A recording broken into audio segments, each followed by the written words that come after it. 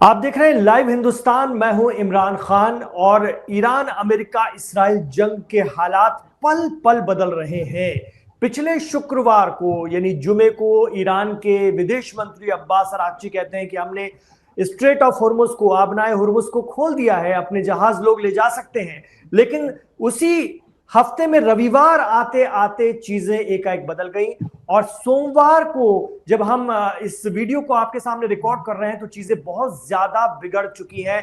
Iran और America में एक बार फिर तनाव बन गया है और ऐसा लग रहा है कि इस्लामाबाद में बातचीत का दूसरा दौर हो पाता है या नहीं हो पाता है। ऐसे बहुत सारे सवालात हैं जिनके जवाब समझने की कोशिश करेंगे मिडिल ईस्ट मामलों के एक्सपर्ट, असर टाइम्स के हेड और खास तौर से ईरान मामलों के जानकार शौकत भारती साहब से। शौकत भारती साहब, स्वागत है आपका लाइव हिंदुस्तान पर। जी बहुत बहुत शुक्रिया जनाब आपका। शौकत भारती साहब, कैसे चीजों को समझे? अभी तक अगर हम देखें, शुक्रवार को जुमे को ऐसा लग रहा था अब सब कुछ ठीक हो जाएगा, हुर्मुज खुल गया है, सभी देशों के जहाज जाने लगेंगे, आगे ईरान और अमेरिका बातचीत करते रहेंगे, लेकिन अभी भी ऐसा कुछ नहीं हो रहा है। वजह क्या है? देखिए, वजह बिल्कुल क्लियर है और सबके सामने है कि अमेरिका किसी भी हाल में वो सुलह नहीं चाहता, वो किसी न किसी तरह से जंग चाहता है। और उसकी बुनियादी वजह यह है कि ट्रम्प के चाहने ना चाहने से कुछ नहीं होगा, क्योंकि पिछले नेगोशिएशन के अंदर भी आप देखिए कि जब जेडी वैंस गए तो ट्रम्प तो बैठकर वहां पर रेसलिंग देख रहे थे इतने इंपॉर्टेंट टाइम के अंदर, और जेडी वैंस जो थे वो सारा डायरेक्शन ले रहे थे बेंजामिन नेतन्याहू से। और कुशनेर जो ट्रम्प के दामाद हैं, ये जीव हैं, ये उनके बहुत ही खास हैं, ये बेंजामिन नेतन्याहू के। विटकॉफ जो है वो भी बहुत खास हैं। और आपने देखा कि इससे पहले जो ओमान के अंदर भी जो पीस की टॉक चली और जेनेवा में भी जो पीस की टॉक चली, उसमें भी ये दोनों साथ में थे। यहां पर यह है कि जेडी वैंस को एक स्पेशल तरीके से भेजा गया। ऐसा लगता है कि ट्रम्प का नॉन सीरियस होना और वहां पर जाकर क्या कहते हैं बैठकर रेसलिंग देखना, ये खुद बता रहा है कि ये सारी एक फॉर्मेलिटी है और उस फॉर्मेलिटी को किया जा रहा है। एक्चुअल जो है, ट्रम्प ये चाहते हैं कि इनरिच्ड यूरेनियम जो है वो उनके हवाले कर दिया जाए। एक बात तो ये चाहते हैं। दूसरे, वो इजराइल को सिक्योरिटी देना चाहते हैं। जो मुल्क भी इजराइल के खिलाफ होगा उसको वो मिटा देंगे। जैसा कि तमाम मीडिया के लोग अच्छे ढंग से जानते हैं कि ट्रम्प को इससे पहले वाले इलेक्शन के अंदर भी और इस इलेक्शन के अंदर भी जो फंडिंग की थी वो ज़ायनिस्ट लॉबी ने की थी। और एक बहुत बड़ा अखबार चलाती हैं, उसकी मालिका है मारिया। इन्होंने ट्रम्प को जो फंडिंग की थी, उस फंडिंग के अंदर एक कंडीशन ये भी थी, एक तो इजराइल की सिक्योरिटी, गजा के ऊपर पूरी तरीके से कब्जा करना, और उसमें एक कंडीशन और थी कि ईरान को पूरी तरीके से मिटा देना। तो फंडिंग ही इनकी जो हुई थी वो ईरान को खत्म करने के लिए। ईरान को खत्म करने के लिए अमेरिका ने और इजराइल ने मिलकर बहुत एफर्ट किया, उनकी टॉप लीडरशिप को एलिमिनेट कर दिया, ईरान के ऊपर बहुत ज्यादा हमले किए, बर्बाद किया, लेकिन वो उसमें कामयाब नहीं हुए। क्योंकि जब ये 155 जहाज लेकर यूरेनियम को लेने के लिए गए, जहां इन्होंने कहा था अपने पायलट को लेने के लिए जा रहे हैं, तो वहां बहुत बड़ा लॉस हुआ इनको और इनके हेलीकॉप्टर्स और इनके जहाज मारे गए।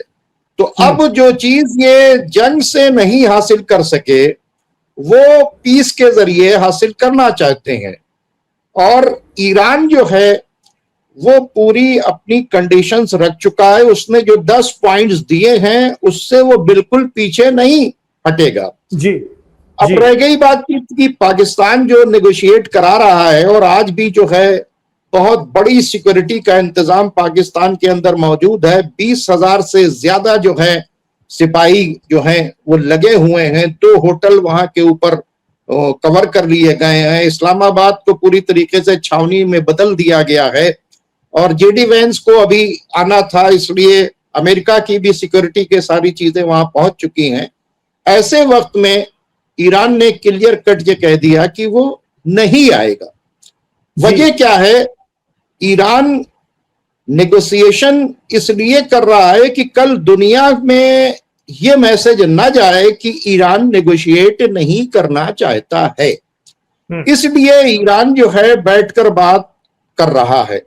लेकिन ईरान ये अच्छी तरह जानता है कि ये एक तो टाइम बार्गेन कर रहे हैं, और ये चाहते क्या है उससे। क्योंकि जब इन्होंने ओबामा का किया हुआ जो मुआहदा था JCPO, जिसमें यह तय हो चुका था कि इस हद तक इन्वेस्ट करेंगे, क्या नाम है, ईरान इन्वेस्ट करेगा यूरेनियम को, उसको ट्रंप ने खुद ही आकर खत्म कर दिया। इसके मतलब वो किसी भी हाल में ईरान को न्यूक्लियर पावर बनने नहीं देना चाहता है। हालांकि ईरान एटम बम बनाने के लिए मना कर रहा है। जी, ये तो आपके वो जवाबात हो गए जो आरोपों के आधार पर हैं कि इस वजह से प्रेसिडेंट ट्रंप जंग को जारी रखना चाहते हैं। लेकिन खबरें ये भी चली कि अमेरिका इस जंग से परेशान हो गया और वो किसी भी तरह से निकलना चाहता है। एक बात इसमें कितनी सच्चाई है, और दूसरी बात ये कि जब ईरान कह चुका है, बार बार कह चुका है, लिखकर भी पहले दे चुका है, ईरान के पूर्व supreme leader Ayatollah Ali Khamenei खुद कहते थे कि हमारे लिए एटम बम हराम है, हम कभी नहीं बनाएंगे। तो क्या इस बात पर भी अमेरिका और इजराइल यकीन नहीं कर पा रहे हैं, या फिर अब खामनेई साहब के जाने के बाद इसके चांसेस ज्यादा बढ़ गए कि ईरान एटम बम बना रहा है, जिसके चलते इजराइल ईरान पर यकीन नहीं कर पा रहा है? देखिए, ईरान तो वो बात जो खामनेई साहब के पीरियड में थी अब भी उस पर स्टैंड कर रहा है। यहां तक उसने कहा कि अगर ये समझ रहे हैं कि हमने 60% तक इनरिचमेंट कर लिया है, उसको हम यहां डाइल्यूट भी कर सकते हैं। आप अपने जो एक्सपर्ट्स हैं उनको IAEA के लाइए, मैं उनके सामने डाइल्यूट कर दूंगा, मैं एटम बम नहीं बनाऊंगा। चेक करना चाहते हैं इंटरनेशनल क्या नाम है, एटॉमिक एनर्जी की टीम आकर हमारे यहाँ चेक कर सकती है, हम सब के सामने उसको बिल्कुल डिस्ट्रॉय कर देंगे। हमको एटम बम नहीं बनाना है, बिल्कुल क्लियर। लेकिन जो हमें सिविल क्या नाम है जरूरतों के लिए इन्वेस्ट करना है, उसको हम करेंगे। देखिए, ईरान में अमेरिका में बुनियादी फर्क यह है इमरान साहब कि ईरान जो कहता है उससे पलटता नहीं है। अमेरिका जो कहता है सुबह कुछ है, शाम को कुछ है, 2 घंटे के बाद कुछ है, ये सारी चीजें चल रही हैं। इसके पीछे की वजह जाननी पड़ेगी। इसके पीछे की सबसे बड़ी वजह जो है वो एप्स्टीन फाइल है। कमला हैरिस ने, आप देखिए कि कमला हैरिस ने क्लियर कट कर दिया जिन बातों को हम लोग कहा करते थे। आज कमला हैरिस ने बिल्कुल क्लियर कट कह दिया कि अमेरिकन वार नहीं चाहते ईरानियों के साथ, अमेरिका की फौज वार नहीं चाहती, और जो भी बड़े ऑफिसर्स हैं वो वार नहीं चाहते। लेकिन ट्रंप जो है वो एप्स्टीन फाइल की वजह से ब्लैकमेल है, इसलिए वो इजराइल के इशारे के ऊपर चल रहे हैं। तो जो ज़ायनिस्ट लॉबी है जी, वो जो ज़ायनिस्ट लॉबी है, ये तो हो गई अमेरिका के अंदर की सियासत की बात, वहां की अंदरूनी राजनीति की बात। आपसे मैं ये समझना चाह रहा हूं, ये जानना चाह रहा हूं कि क्या शांति आ जाएगी जल्दी, किसी भी तरह की शांति जो हमें शुक्रवार तक यानी पिछले जुमे तक लग रही थी कि कुछ हालात बन रहे हैं, क्या वो आगे आने वाले दिनों में मुमकिन है या बिल्कुल भी मुमकिन नहीं है? देखिए, इम्पॉसिबल इम्पॉसिबल इम्पॉसिबल। क्योंकि बहुत बड़ी बात आप कह रहे हैं, बहुत बड़ा दावा कर रहे हैं शौकत भाटी साहब, शांति आ ही नहीं सकती आप कह रहे हैं।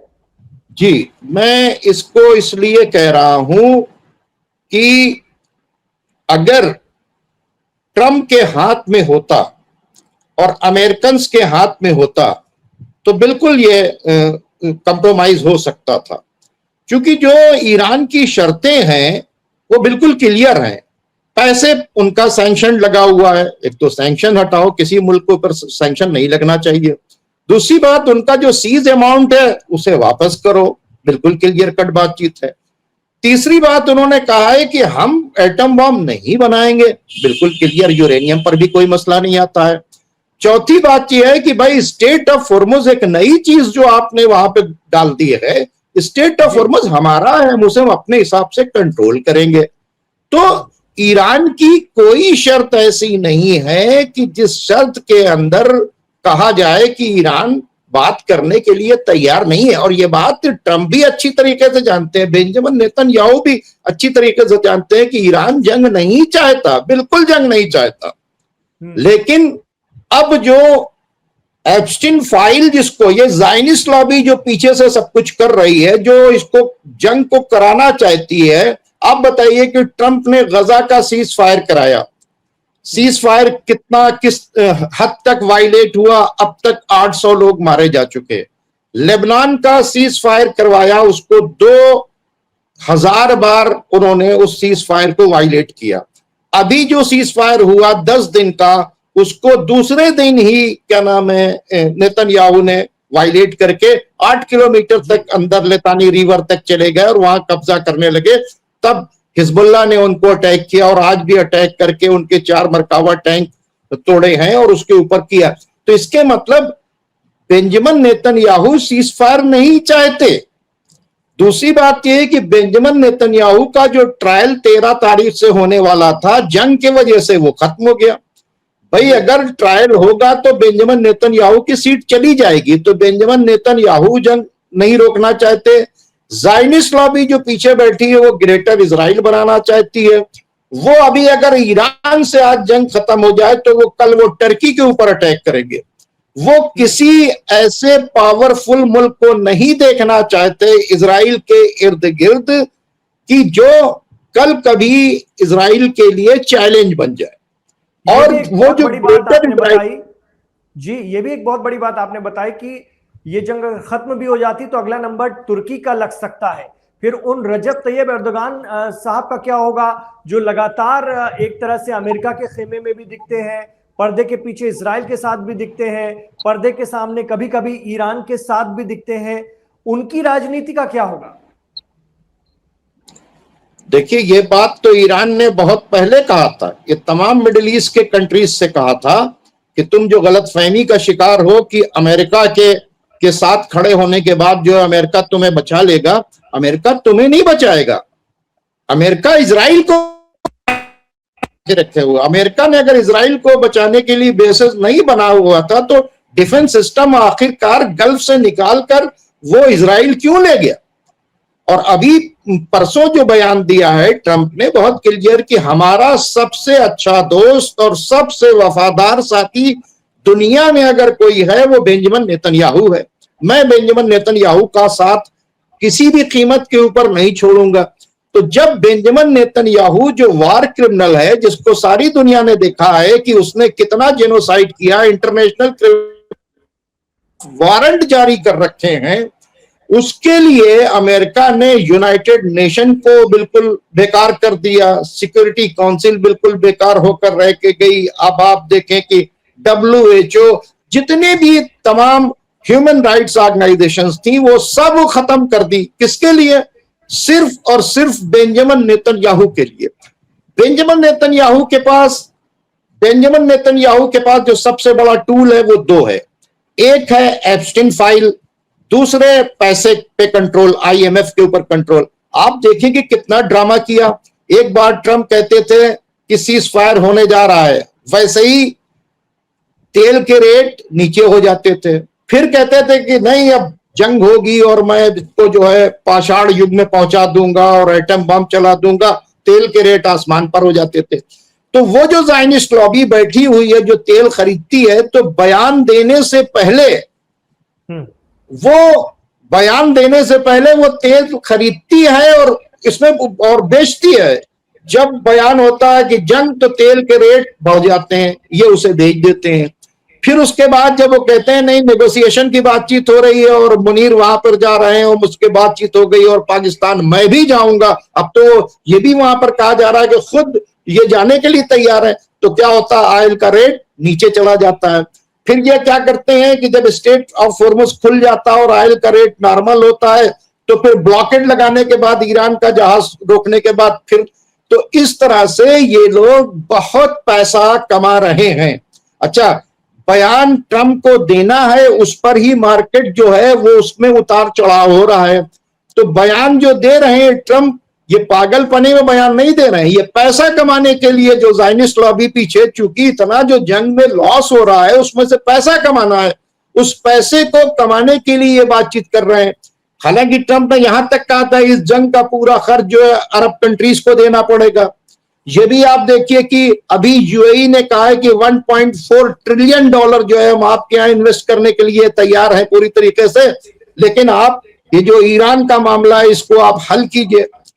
अब वो बहुत ज्यादा परेशान है क्योंकि ईरान ने कह दिया कि फुजेरा की पाइपलाइन हम उड़ा देंगे, बाबल मंदब जो है वो बंद करवा देंगे। उसके बाद यहां तक कहा है कि अरामको जो है उसको भी, यम्बो के अंदर जो इनका ऑयल रिफाइनरी है उसको हम उड़ा देंगे। तो ये सब जो बातें आ रही हैं इसकी सिक्योरिटी चाह रहा है यूएई और तमाम, और अरब कंट्रीज कह रहे हैं नहीं नहीं अब हम जो है अपने यहाँ के बेसिस इस्तेमाल नहीं होने देंगे। तो इस वक्त की जो सिचुएशन है वो बहुत खराब है। लेकिन जंग तो देखिए दो तरह की आइडियोलॉजी है, एक ग्रेटर इजराइल बनाने वाली आइडियोलॉजी है, उसको जंग चाहिए। दूसरी करबला की आइडियोलॉजी है ईरान की कि हम हर कीमत पर शहादत देंगे, हम अमेरिका के आगे सरेंडर नहीं करेंगे। अब दोनों की लड़ाई है। ईरान जो है वो सरेंडर नहीं करेगा, उसको अपने सुप्रीम लीडर का मैसेज मानना है और उसकी आइडियोलॉजी करबला की है कि किसी जालिम के आगे सरेंडर नहीं करेंगे। और आपने देखा कि वो लोग ह्यूमन चेन बनाकर भी खड़े हो गए थे कि हम जो है लड़ेंगे। दूसरी तरफ ये है कि जंग किसी भी हाल में नहीं रुकना चाहिए, ये जो आइडियोलॉजी है ये ग्रेटर इजराइल बनाने वालों की है। तो दो फिक्र की बीच के अंदर है। और ठीक है, मैं यहाँ पर तो इसका मतलब हम ये मानकर चले, इसका मतलब शौकत भारती साहब क्या हम ये मानकर चले कि 22 अप्रैल को जब ये सीज फायर हो रहा है ईरान और अमेरिका के दरमियान, तो यहां शांति नहीं बल्कि एक और भीषण जंग हो सकती है, बड़े और हैवी हथियारों का इस्तेमाल अब हो सकता है जो पिछली 40 दिनों की जंग में नहीं हुआ? देखिए ईरान ने क्या कहा कि हम जाएंगे नहीं, नेगोशिएशन किससे करेंगे? ये नेगोशिएशन करने का इनका तरीका भी देख लीजिए। इन्होंने पूरी तरीके से कतर के ऊपर, मिस्र के ऊपर, सऊदी के ऊपर, टर्की पर प्रेशर बिल्टअप किया गजा के सीज फायर का। ठीक है, ये प्रेशर बिल्टअप करके सीज फायर कराते हैं और सीज फायर वायलेट होता रहता है। जिस तरह से प्रेशर इन्होंने बिल्टअप किया था कतर के ऊपर, इजिप्ट के ऊपर, सऊदी के ऊपर, टर्की के ऊपर, वैसे ही प्रेशर इन्होंने पाकिस्तान के ऊपर बिल्टअप कर रखा है जी। अब पाकिस्तान पर बिल्टअप ये कर रखा है कि उनकी कंडीशंस के ऊपर सरेंडर हो।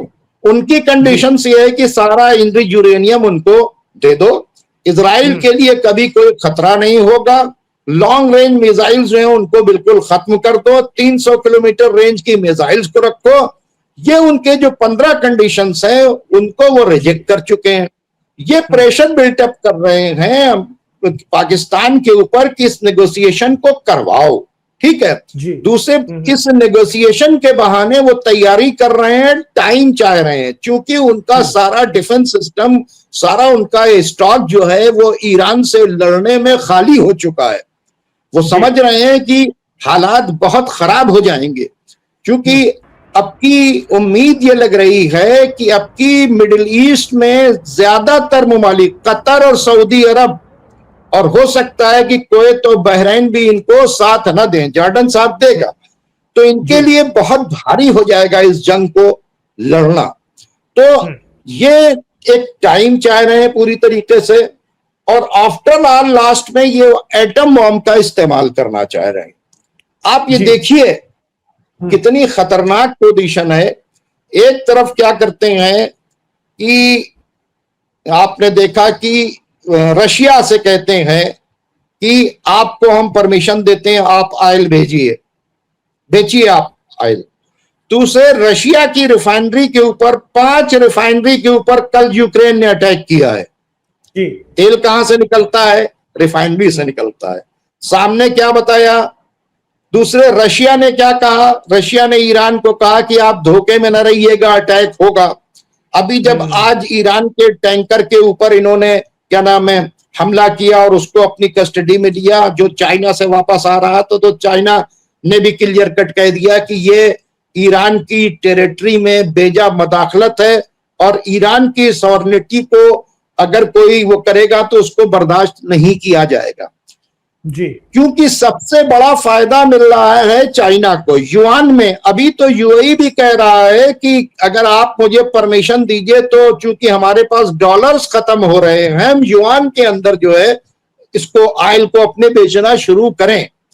और अगर आप डॉलर की गारंटी लेना चाहते हैं तो हम उतनी यूएई की करेंसी आपको दे देते हैं, डॉलर आप हमें दे दिए, डॉलर की हमें जरूरत है।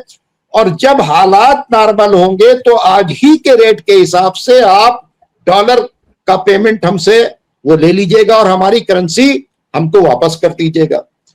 तो धीरे धीरे आप देखिए कि युआन के तरफ जो है सारा मामला जा रहा है। अब चाइना से अगर कोई सामान यहां आ रहा है तो चाइना को अगर 90% तेल चाइना का कहां से जाता है? ईरान से जाता है। तो जाहिर सी बातचीत है कि चाइना को जब प्रॉब्लम आएगी तो चाइना भी इन्वॉल्व होगा इसके अंदर।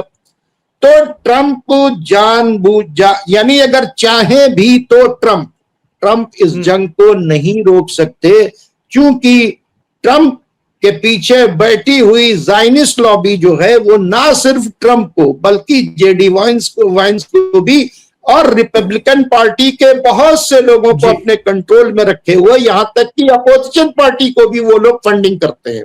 तो अमेरिका को जो चला रहा है वो ज़ायनिस्ट लॉबी चला रहा है। ज़ायनिस्ट लॉबी का सबसे बड़ा टूल है एप्स्टीन फाइल, जिसको बार बार खोलता है। तो जब आप यहां तक कि आप करते हैं या इस तरह का लफ्ज इस्तेमाल होता है तो इसके मायने क्या होते हैं? क्या युद्ध कराने पर आमादा जो फोर्सेस हैं उनके लिए ये शब्द इस्तेमाल किया जाता है? ये वो कट्टरपंथी इन्हें समझ दीजिए। एक है जीव जो कट्टरपंथी नहीं है, ठीक है, वो प्रोटेस्ट भी कर रहे हैं, वो पीसफुल तरीके से रहना चाहते हैं। उसी तरह से क्रिश्चियन कम्युनिटी के अंदर भी कट्टरपंथ है। जो लोग ये सोचते हैं कि जब तक हम बैतुल मुकद्दस को गिराकर हैकले सुलेमानी नस्ब नहीं करेंगे तो हमारा मसाया नहीं आएगा, हमारे हजरत ईसा भी नहीं आएंगे। जबकि इस लॉबी के खिलाफ खुद पोप है और पोप ने भी ट्रंप के खिलाफ बयान दिया है और कहा कि ईरान में जो कत्ल गारतगरी की गई है, स्कूलों पर जो अटैक किया गया है या फिलिस्तीन के ऊपर जो कुछ किया गया है, इसको इंसानियत कभी बर्दाश्त नहीं करेगी। जी। तो आप ये देखें कि जी, ये जो ज़ायनिस्ट लॉबी है ये वही ज़ायनिस्ट लॉबी है, समझ लीजिए। ऐसे कट्टरपंथी जो हैं वो ये चाहते हैं कि पीस नहीं है। जी, लेकिन यही इल्जाम अमेरिका और इस्राइल ईरान के लिए लगाते हैं कि जब तक ईरान में इस्लामिक रेवोल्यूशन की जो 1979 में आया उसकी कट्टरपंथी लॉबी यानी इस्लामिक रेवोल्यूशन का जो रजीम है वो है, तब तक के ईरान युद्ध पर ऐसे ही या जंग पर ऐसे ही आमादा रहेगा। इसलिए इससे भिड़ना जरूरी है, इसे खत्म करना जरूरी है, वरना ईरान के लोग अच्छे हैं, ईरान की पब्लिक से कोई दुश्मनी नहीं है। और वो भी इसी तरह का डिस्क्रिमिनेशन करते हैं कि एक ईरान के लोग और दूसरा इस्लामिक रेवोल्यूशन की रिजीम जो कट्टरपंथी, जिसके लिए वो लोग टेररिस्ट लफ्ज का भी इस्तेमाल करते हैं, खासतौर से IRGC के लिए और इस्लामिक रेवोल्यूशन के लिए। इमरान साहब, आपने ये बहुत अच्छा सवाल, बहुत ही अच्छा सवाल उठाया है और इस सवाल को उठना चाहिए। और अफसोस ये है कि मीडिया के दूसरे लोग इस सवाल को नहीं उठा रहे हैं। मैं आपको मुबारकबाद देता हूं कि आपने इस सवाल को उठाया। जी देखिए, ये दुनिया इंटरनेट की दुनिया है। इजराइल ने ग्रेटर इजराइल का मैप बनाकर डाल रखा है, ठीक है। और उस मैप के अंदर जॉर्डन भी है, सऊदी भी है, लेबनान भी है, और उसके अंदर इराक का भी हिस्सा है, सीरिया का भी हिस्सा है, कतर का भी हिस्सा है, सऊदी अरबिया का भी हिस्सा है। इसके मतलब इजराइल दूसरों की जमीन पर कब्जा करना चाहता है। जी, ऐसा आरोप लगता है जी। नहीं, इजराइल दूसरों की जमीन पर कब्जा करना चाहता है, ये उसका खुला एजेंडा है। अब ईरान पर आ जाइए। ईरान जब से रिवोल्यूशन आया है 79 से आज तक आप देख लीजिए कि ईरान ने किसी कंट्री के ऊपर अटैक नहीं किया। ईरान पर 8 साल तक अटैक किसने किया? सामने से सद्दाम हुसैन था, पीछे से अमेरिका, तमाम अरब ममालिक, इजराइल 8 साल तक ईरान के ऊपर अटैक करके कब्जा करते, और कब्जा कर लिया था। यहां तक कि खुर्रम शहर जो है वो खूनी शहर हो गया था। खुर्रम तक जो है इसकी आर्मी चली गई थी, सद्दाम हुसैन की आर्मी, और हर तरह के वेपन से पाट रखा था। पूरे अरब कंट्रीज जो हैं वो पैसा दे रहे थे, इसलिए पैसा दे रहे थे, वो सोच रहे थे कि कहीं ये रिवोल्यूशन आगे बढ़कर हमारे तख्त को न छीन ले, यानी हमारे मुल्क के अंदर भी ईरान को देखकर बादशाहों के खिलाफ रिवोल्यूशन ना आ जाए। तो अटैक किसने किया? ईरान पर अटैक हुआ। ईरान ने फिर उसके बाद वापस अपनी, आप ये बताइए कि कहां के ऊपर ईरान ने अटैक किया? फिर इन्होंने आईसिस जैसे, एसटीएस जैसे, अलकायदा जैसे टेररिस्ट के जरिए क्या किया कि इराक के ऊपर कब्जा करना चाहा और सीरिया के ऊपर कब्जा करना, और इस्लामिक स्टेट बनाई गई, और 82 कंट्री के टेररिस्ट को इकट्ठा करके इजराइल ने और अमेरिका ने और अरब कंट्रीज ने भेजा बशर असद की हुकूमत को गिराने के लिए। बशर असद की हुकूमत को बचाने के लिए ईरान ने साथ दिया। तो आज आप देखिए बशर असद की हुकूमत को गिराकर वही एसटीएस का, वही जो अलकायदा के अंदर था, वही दाइश के अंदर जो था, वही जौलानी बैठा हुआ है उनका, किसका? यसमैन बन के अमेरिका और इजराइल का। तो अब बताइए कि ईरान ने सीरिया और इराक से आईएसआईएस को निकाला, एसटीएस को निकाला, और 82 कंट्री के टेररिस्ट ऑर्गेनाइजेशंस को निकाला। ईरान ने कहीं कब्जा किया तो आप बताइए? ईरान तो किसी दूसरे की जमीन के ऊपर 1 इंच उसने 79 से अभी तक कोई कब्जा ही नहीं किया। तीसरी बातचीत है कि जो किबला अव्वल है उस पर इजराइल का कब्जा है, फिलिस्तीन की जमीन है उस पर कब्जा है, यूनाइटेड नेशन में इस्टेब्लिश्ड है। उस कब्जे को छुड़ाने के लिए अगर वो साथ दे रहा है हमास का, ठीक है, या उसकी प्रॉक्सी जो है हिजबुल्लाह वो साथ दे रही है फिलिस्तीन की जमीन आजाद कराने के लिए। दूसरी बात, बैतुल मुकद्दस दुनिया भर के तमाम मुसलमानों का है, उसको गिराकर हैकले सुलेमानी नस्ब करना चाहते हैं, तो ईरान अपनी मजहबी ड्यूटी अदा कर रहा है। तो ईरान ने तो किसी की जमीन के ऊपर कब्जा नहीं किया। इजराइल का मैप पड़ा हुआ है कि मैं कहां कहां पर कब्जा करूंगा। तो ये एलिगेशन जो लगता है ईरान के ऊपर कि जब से ये रिजीम आई है ये दूसरी जगह कब्जा करना चाहती है, अपनी टेरिटरी को बढ़ाना चाहती है, हमको कोई 1 इंच बता दे कि वहां के ऊपर ईरान ने कब्जा किया है या अटैक किया है। अभी तक भी जितने सीज फायर हुए अमेरिका के साथ, हर सीज फायर का वायलेशन जो है दूसरों ने किया है, ईरान ने वायलेशन नहीं किया। ठीक है, ये तो आप जी, तो आप ये मानकर चल रहे हैं कि अभी ये कोई सीज फायर काम नहीं करने वाला है और हालात और ज्यादा बिगड़ेंगे, जंग फैसलाकुन होगी, भीषण होगी और किसी न किसी नतीजे पर पहुंचे बिना खत्म नहीं होगी। देखिए, मैं इसलिए इस बात तो कह रहा हूं कि ईरान पे अगर सैंक्शन हट गया तो ईरान कितना पावरफुल हो जाएगा, ईरान का पैसा अगर वापस मिल गया तो ईरान कितना पावरफुल हो जाएगा। ईरान ने जो पूरी दुनिया में अपनी इमेज बनाई है कि उसको टेररिस्ट कहा जा रहा था, आज जो है इजराइल को टेररिस्ट बताया जा रहा है, ईरान को बताया जा रहा है ये तो अपने राइट्स की लड़ाई लड़ रहा है। आज यूरोप के सारे कंट्री अमेरिका के अगेंस्ट हो गए, इजराइल के अगेंस्ट, जो इजराइल को सपोर्ट कर रहे थे वो आज ईरान को सपोर्ट कर रहे हैं। तो कल अगर ईरान के ऊपर से सैंक्शंस हट जाएंगे, कल अगर ईरान को न्यूक्लियर इनरिच करने का सिविल पर्पस के लिए राइट दे दिया जाएगा, तो ईरान कितना तरक्की कर लेगा, जिसके ऊपर 47 साल से सैंक्शन लगाने के बाद अमेरिका जैसी बड़ी आर्मी उससे जीत नहीं सकी, और नेगोशिएशन टेबल पर आकर बात करना, फील्ड में हार चुके हैं वो जी। और अभी भी दुनिया के 3 बड़े शिप्स खड़े हुए हैं ब्लॉकेट के अंदर, ठीक लगाए हुए हैं, लेकिन उसके बावजूद भी इनकी हिम्मत नहीं है कि वो ईरान के ऊपर अपनी पावर का इस्तेमाल करके वो उससे शराइत मनवा सके।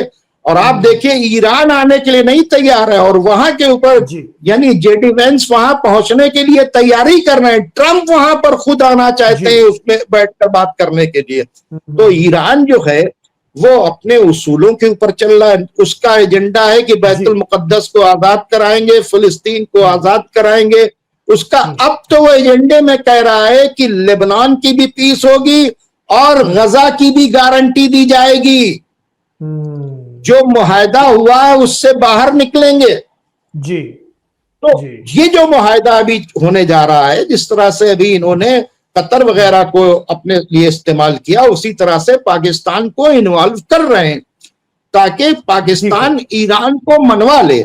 लेकिन पाकिस्तान ईरान से कोई शर्त नहीं मनवा सकता। वो जो उन्होंने 10 पॉइंट, अभी भी अगर बात किसी भी, मान लीजिए कि अगर होगी भी, तो ब्लॉकेट खत्म हुए बगैर ईरान टेबल पर नहीं आएगा, ईरान का सैंक्शन हटाए बगैर ईरान टेबल पर नहीं आएगा, ईरान के जो असासे मुंजमद कर लिए गए, उनका पैसा जो सीज कर लिया गया है उसको रिलीज किए बगैर ईरान नहीं जाएगा वहां के ऊपर। ईरान जो कहता है वो करता है, ट्रंप जो कहते हैं वो करते नहीं है। बेंजामिन नेतन्याहू जो कहते हैं वो करते नहीं। अगले 1-2 दिनों में बातचीत कहां तक पहुंचती है और क्या ये बात तक ही सीमित रहती है या फिर वापस से एक नई जंग शुरू हो जाती है। बहुत बहुत शुक्रिया शौकत भारती साहब अपना वक्त देने के लिए लाइव हिंदुस्तान पर, और आपकी जो गिरा कद्र राय होती है उसे हमारे दर्शक बहुत पसंद करते हैं और बहुत कुछ आपसे समझने के लिए भी मिलता है, खासतौर से मिडिल ईस्ट की सियासत के बारे में, ईरान के बारे में, क्योंकि आप लगातार ईरान के मामलों पर नजर रखते रहे। बहुत बहुत शुक्रिया लाइव हिंदुस्तान से जुड़ने के लिए। शुक्रिया साहब। तो आप क्या मानते हैं, क्या जंग होकर रहेगी या फिर कुछ शांति की राह मिलेगी? शौकत भारती साहब की बात से आप कितना इत्तेफाक रखते हैं, हमें कमेंट बॉक्स पर जरूर बताइए। इमरान खान के साथ आखिर तक जुड़ने के लिए शुक्रिया। आपसे गुजारिश रहेगी कि वीडियो को लाइक कीजिए और ज्यादा से ज्यादा शेयर कीजिए।